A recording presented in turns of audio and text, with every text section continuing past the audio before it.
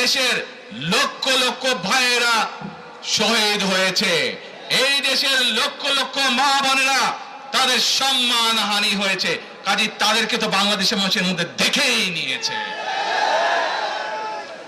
এখন প্রিয় ভাই বোনেরা, এই কুফরির বিরুদ্ধে, এই হঠকারিতার বিরুদ্ধে, এই মিথ্যার বিরুদ্ধে আমাদেরকে ঐক্যবদ্ধ হতে হবে। আমাদেরকে ওই যে টেক ব্যাক বাংলাদেশে থাকতে হবে। আমরা দেশকে স্বৈরাচার থেকে মুক্ত করেছি, এখন মানুষের অধিকারকে প্রতিষ্ঠিত করতে হবে।